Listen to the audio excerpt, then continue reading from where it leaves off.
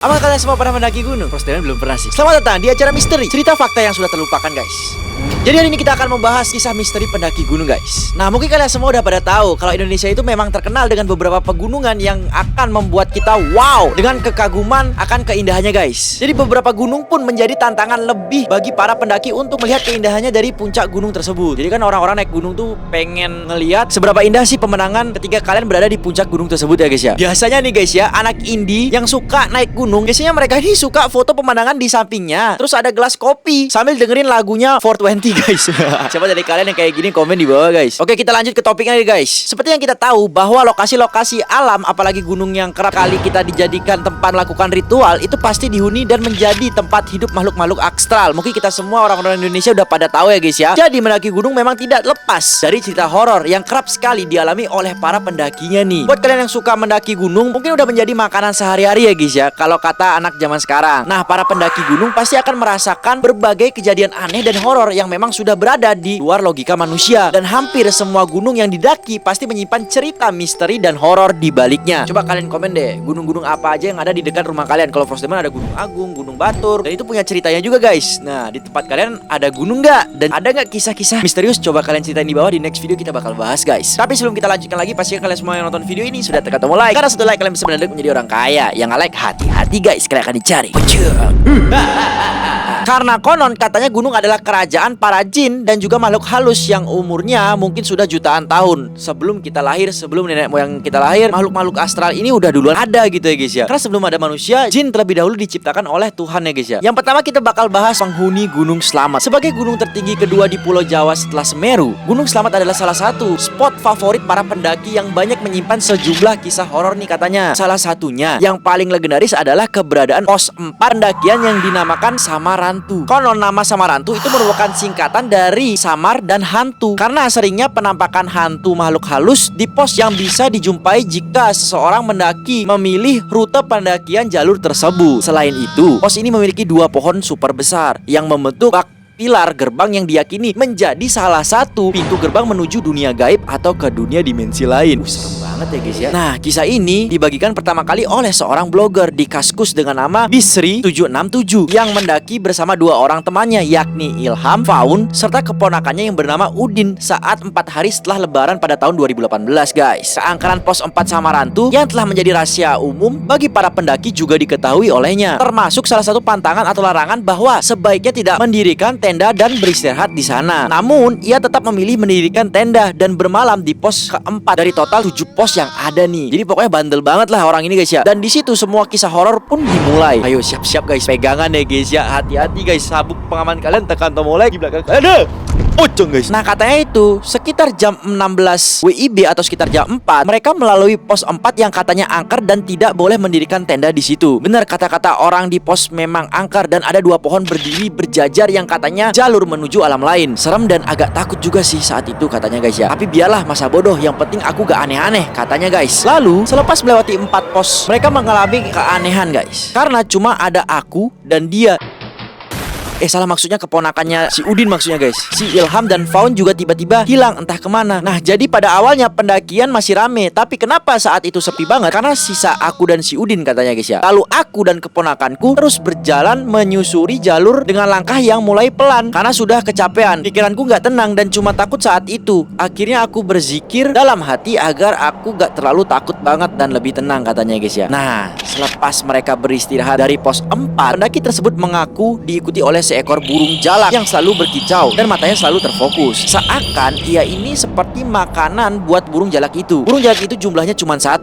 Itulah yang semakin membuat suasana jadi seram, karena seharusnya burung jalak itu berpopulasi dan gak cuma 1 ya guys ya. Saat itu cuacanya itu sinar matahari gak mampu menembus rapatnya pohon-pohon yang menjulang tinggi, padahal baru jam 17 WIB atau sekitar 5 sore. Padahal sudah gelap gulita seperti malam guys. Nah katanya itu akhirnya aku memutuskan istirahat, duduk untuk minum dan makan-makan ringan. Saat itu juga keponakanku bilang padaku begini, "Mas, mau kamu pucat banget dan putih banget kayak Mas Hippo. Mas gak apa-apa kan?" Nah itu katanya guys. Jadi Jadi kalau saat pendakian itu banyak banget orang yang terkena hipotermia, yaitu kondisi ketika suhu tubuh turun drastis hingga di bawah 35 derajat Celcius. Akibatnya jantung dan organ vital lainnya gagal berfungsi dan menyebabkan kematian. Saat mendengar itu, aku langsung bangun dari tempat dudukku dan bilang, ayo teruskan perjalanan dan jangan bicara apapun sampai pos 7 katanya guys. Hingga akhirnya, nah itu yang terjadi guys. Hingga akhirnya mereka mendaki sampai puncak dengan selamat dan mendirikan tenda di pos 7 dan turun tangga dengan selamat juga. Inilah kejadian-kejadian yang ganjil guys. Saat pulang kami sambil mengobrol di dalam mobil. Katanya itu Udin si keponakanku nanya, Mas kemarin saat di pos 5 waktu istirahat kenapa saat aku tanya Mas diam aja dan suruh aku diam? Nagi tersebut menjawab, saat kamu tanya aku melihat sosok putih persis di belakangmu. Makanya aku langsung ajak jalan dan diam guys. Ih serem banget ya guys ya. Ini kalau kalian jadi di posisi mereka nih bakal gimana guys? Pasti sama guys, diam dan jalan terus jalan ya guys ya. Udin jawab lagi nih, lah saat aku tanya aku juga melihat sosok hitam tinggi di belakang Mas. Wih makin serem lagi guys. Nah suasana dalam mobil pun seketika hening. Tiba-tiba Faun dan Ilham menyaut dan berkata, saat di pos 5 kami jalan di depan kalian dan kami mengajak kalian jalan, tapi kalian menyuruh kami duluan. Lalu pendaki itu bilang, padahal saat itu aku dan Udin tidak melihat siapapun yang lewat di sekitar kami dan cuma satu burung jalak menyeramkan saja yang kita lihat. Oh my god guys. Jadi kemungkinan besar pada saat itu Udin dan pendaki tersebut sudah berada atau masuk ke alam yang berbeda guys. Tapi untung aja mereka bisa keluar dari alam yang berbeda tersebut dan kembali dengan selamat ya guys ya. Untung aja mereka selamat guys. Jadi itulah dia cerita di gunung selamat ya guys ya. Sebelum kita lanjutkan lagi, pastikan kalian semua yang nonton video ini sudah tekan tombol like, karena satu like kalian bisa mendadak menjadi orang kaya guys. Yang nggak like hati-hati, kalian akan dicari. Yang kedua, misteri di Gunung Salak. Wah, ini mama aku sama papaku pernah ke sana guys. Walau punya nama yang mirip seperti buah, ternyata Gunung Salak ini gak ada hubungannya dengan buah salak ya guys ya. Nama salak yang disematkan pada gunung di kawasan Jawa Barat ini berasal dari bahasa Sanskerta, salaka, yang berarti perak. Sehingga nama Gunung Salak dapat diartikan sebagai gunung perak guys. Karena di sana menyimpan sejumlah destinasi unik dan bagus khas gunung tropis, Gunung Salak ternyata tak lepas dari kesan yang angker. Bukan hanya karena Gunung Salak menjadi lokasi jatuhnya pesawat Sukhoi Superjet 100 yang menewaskan 45 orang pada 2012 lalu, tapi juga karena berbagai cerita yang datang dari pendaki maupun penduduk setempat juga guys. Baru-baru ini ada sebuah video TikTok yang diupload oleh Farhan_Abdul pada tanggal 11 Mei 2022 kemarin. Di captionnya dia menulis, mau heran tapi salak siang bolong padahal.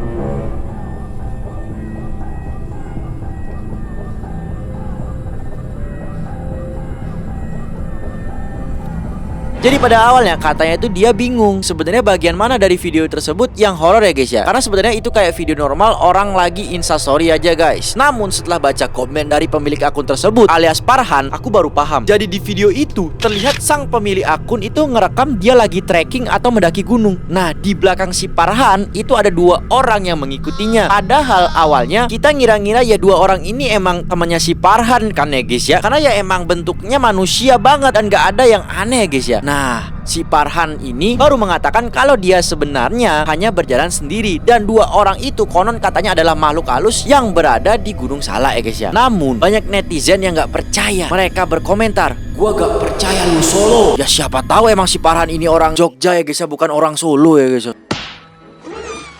Solo, lu kira Solo rank gitu guys ya. Netizen. Nah sebenarnya aku juga ragu sih. Padahal awalnya kalau ini hanya karangan atau settingan atau buat konten aja. Namun yang aku bingung, kalau emang ini settingan, kenapa dua orang di belakang itu outfitnya seperti outfit bocil-bocil baru bangun tidur ya guys ya. Maksud aku kalau orang naik gunung itu paling enggak kan bawa tas, pasti bawa perlengkapan gitu ya guys ya. Dan pakai baju dan celana yang emang buat naik gunung. Masa kalian pakai sandal naik gunung, kan nggak mungkin gitu ya guys ya. Sedangkan dua orang itu gak bawa tas dan malah ada yang nyelamping sebuah sarung kayak bocil-bocil pulang sholat ya guys ya. Serem guys kalau kalian perhatikan gitu. Karena banyak yang gak percaya, akhirnya si Abdul mengupload video lagi yang menunjukkan kalau dia emang bener-bener sendiri mendaki Gunung Salak itu.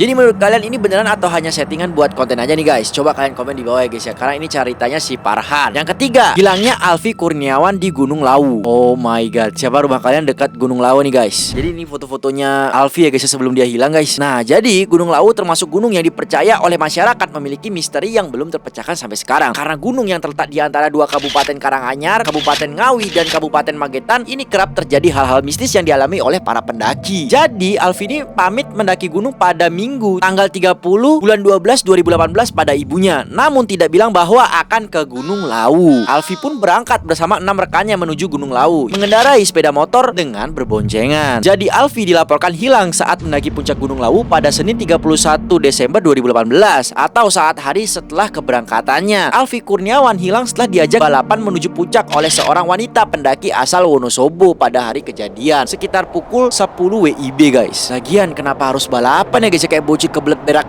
aja guys. Mendaki aja gitu kan. Saat itu Alfi Kurniawan mendaki bersama 6 rekannya via jalur pendakian Candi Ceto, Karanganyar, Jawa Tengah. Namun saat tiba di Pasar Dieng sekitar pukul 12.15 WIB, wanita pendaki asal Wonosobo kelelahan. Jadi capek ceritanya dia ini guys. Cewek kan, soalnya kan wajar gitu ya guys ya. Akhirnya Alfi Kurniawan melanjutkan mendaki ke puncak sendirian. Namun saat rekan-rekan Alfi Kurniawan sampai di puncak Gunung Lawu, mereka tidak melihat keberadaan Alfi hingga Rabu tanggal 2 Januari 2019 pukul 18 WIB. Alfi Kurniawan belum kembali turun ke base camp. Teman-teman Alfi pun panik jelas ya guys ya. Mereka langsung melaporkan ke posko terkait hilangnya Alfi Kurniawan. Tim SAR benar-benar langsung berangkat nih untuk mencari keberadaan Alfi Kurniawan ini. Tim SAR telah melakukan penyisiran di wilayah puncak sampai Pasar Dieng atau Pasar Bubrah. Jadi Pasar Bubrah atau para pendaki biasanya menyebut Pasar Setan merupakan kawasan padang yang ditumbuhi lalang yang bisa dilalui dari jalur Candi Ceto. Jalur di mana Alfi Kurniawan melakukan pendakian nih guys. Sebab dari informasi yang berhasil dikumpulkan tim SAR dari beberapa saksi sebelum dilaporkan hilangnya Alfi terlihat di sekitar pos 5 dan di sekitar warung Mbok Yem. Pasca hilangnya Alfi Kurniawan, jalur pendakian di Gunung Lawu saat itu juga ditutup untuk umum pada saat itu ya guys ya. Nah, penutupan jalur pendakian selain untuk mempermudah upaya untuk pencarian Alfi ini juga untuk mencegah adanya korban baru, makanya ditutup guys. Namun pada akhirnya proses pencarian sempat dihentikan sepekan setelah Alfi dinyatakan menghilang, yakni pada 8 Januari 2019.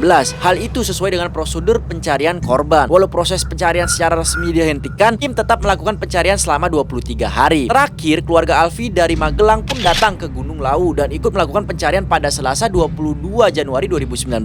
Keluarga sudah melakukan pencarian dengan melibatkan lebih dari 300 relawan dari berbagai kesatuan dan komunitas anjing pelacak dan cara lainnya. Pokoknya semua itu udah dikerahkan sama mereka gitu ya guys ya. Dan hasilnya pun tetap tidak ada hingga video ini aku buat. Tak ada jejak Alfi Kurniawan sekalipun di lokasi-lokasi yang diduga menjadi tempat terakhir kali ia terlihat guys. Ini termasuk kawasan yang sebelumnya terdapat bau menyengat yang banyak menduga kalau itu bau jenazah Alfi Kurniawan. Pencarian Alfi pun ditutup total pada Kamis 24 Januari 2019 setelah keluarga Alfi mengikhlaskan Alfi guys. Kita doakan semoga Alfi tenang di sana ya guys ya, bisa masuk surga guys. Menurut kalian gimana guys? Ada yang tahu nggak cerita ini guys? Jadi memang Gunung Lawu ini terkenal dengan beberapa misteri seperti yang pertama, gunung yang punya nyawa. Konon Gunung Lawu dipercaya memiliki nyawa. Jadi setiap ada yang kita omongin itu bisa didengar oleh gunung ini. Jika ada perkataan kasar atau bahkan tak senonoh, bakal ada saja kejadian yang tak terduga untuk orang tersebut. Jadi nggak boleh sembarangan ngomong lah guys, apalagi di tempat-tempat angker seperti ini guys ya, tempat-tempat emang mistis ini masih lengket gitu ya guys ya. Nah, maka kita harus menjadi pendaki dengan menghargai dan menjaga sopan santun serta tata krama yang baik. Pokoknya kalian kalau udah ke tempat yang emang kalian nggak tahu itu ya jagalah tata krama gitu ya guys ya, sopan, jangan buang sampah sembarangan, jangan pokoknya yang sopan lah ya guys ya. Kasian juga ya guys ya. Misteri kedua di gunung itu adalah Pasar Setan. Jadi Lawu juga punya misteri Pasar Setan. Jangan heran kalau terdengar suara-suara layaknya di pasar saat berada di Gunung Lawu, terutama jika lewat jalur Ceto yang katanya di sana itu suasananya itu bakal rame. Terus kita dianjurin buat ngelemparin uang koin kalau ngerasa ada yang manggil kita guys. Itu tandanya kayak kita tuh ngelakuin jual beli di sana. Biasanya sebelum melakukan perjalanan, para pendaki mendapat wejangan dari juru kunci. Salah satunya tidak menerima tawaran atau barang yang dijual di lereng gunung. Konon yang menjual itu bukan seorang manusia, melainkan penghuni Gunung Lawu yang berada di Pasar Setan itu. Jadi nanti buat para bocil kalau naik ke gunung itu terus ada yang nawarin diamond FF, jangan kalian percaya ya guys ya. Mana ada orang nawarin diamond FF di gunung ya kan. Pokoknya jangan percaya lah guys ya kalau ada tawaran-tawaran guys. Nah, selanjutnya di Gunung Lawu ada misteri larangan memakai baju hijau. hijau. Konon jika mengenakan baju hijau, Ratu Pantai Selatan akan menculiknya. Meski posisi Gunung Lawu dan Pantai Selatan berjauhan, tapi masyarakat setempat mempercayai misteri ini. Menggunakan baju hijau tersebut katanya itu menghina penghuni gunung guys. Tapi kalau kalian kulitnya hijau kayak Huluk, kira-kira bakal diculik gak ya guys ya? Coba komen di bawah guys. Menurut kalian gimana guys? Ada yang pernah mendaki Gunung Salak nggak guys? Ingat ya guys, ikuti peraturan yang ada di tempat kalian. Jaga tata krama, sopan santun kalian dimanapun kalian berada, walaupun di kota, di tempat terbengkalai, di tempat seram, jaga. Terima kasih buat kalian yang udah nggak skip video ini guys. Semoga kalian semua sehat selalu, bahagia selalu ya guys ya. Like video ini guys, semuanya gratis, gak ada ruginya. Enjoy this video. Bye bye.